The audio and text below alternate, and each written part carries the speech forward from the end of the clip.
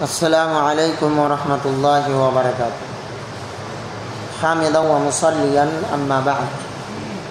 عن عائشة رضی اللہ تعالی عنہا قالت كان احب الشهور الى رسول اللہ صلی اللہ علیہ وسلم ان يصومه شعبان ثم يصله برمضان. رواه ابو داود. حدیث صحیح. شعبان المعظم کا مہینہ چل رہا. اس سلسلے میں کل جو حدیث پڑھی گئی تھی جس کے اندر اللہ کے رسول صلی اللہ علیہ وسلم فرماتے ہیں کہ جمعہ کی رات کو قیام کرنے کے لیے خاص مت کرو، یا جمعہ کے دن کو روزہ رکھنے کے لیے خاص مت کرو.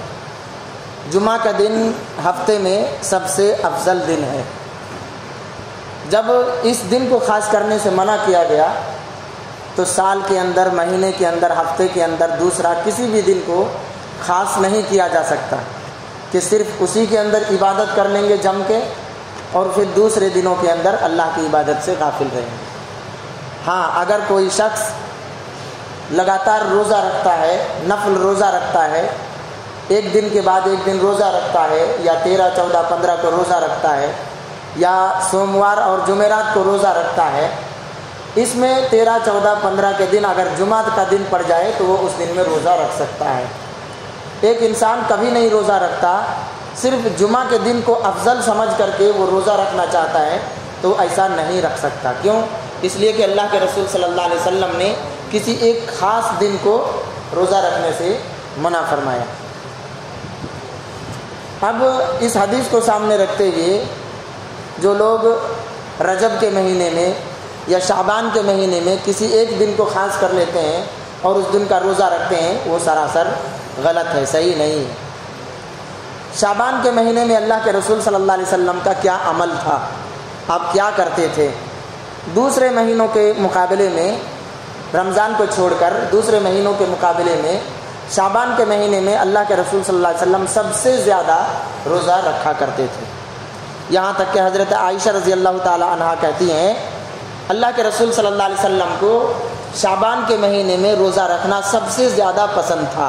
یعنی سب سے زیادہ آپ پسند کرتے تھے اس بات کو کہ آپ شعبان کے مہینے میں زیادہ سے زیادہ روزہ رکھیں، ثم یصلہ برمضان، پھر اس مہینے کو رمضان کے ساتھ ملا دیں.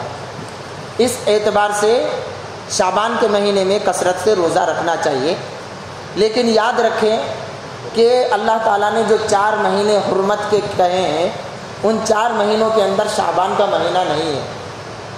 یعنی وہ مہینہ کیا ہے؟ ذوالقعدہ، ذوالحجہ، محرم اور رجب ہے، شعبان نہیں ہے.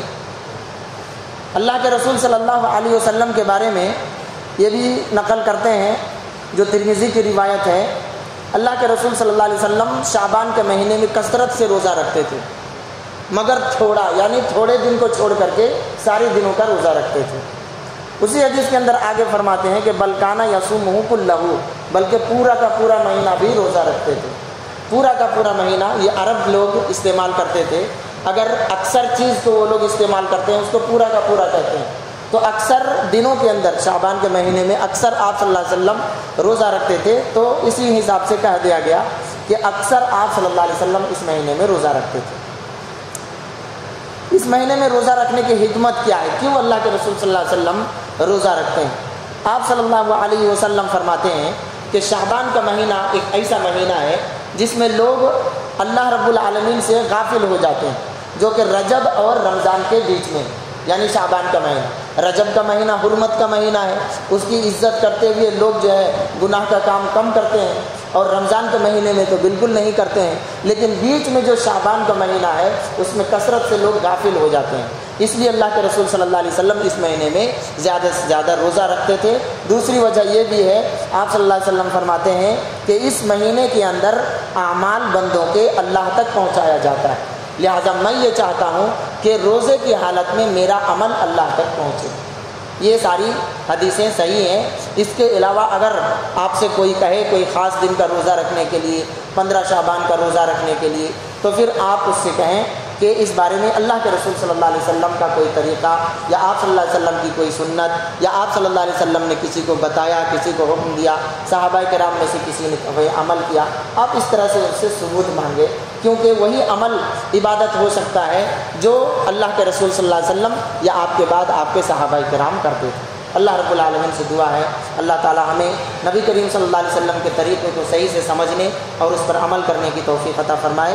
آمین وآخر دعوانا الحمد للہ رب العالمین۔ سبحانک اللہم وبحمدک، اشہد ان لا الہ الا انت، استغفرک واتوب الیک۔ السلام علیکم ورحمۃ اللہ وبرکاتہ۔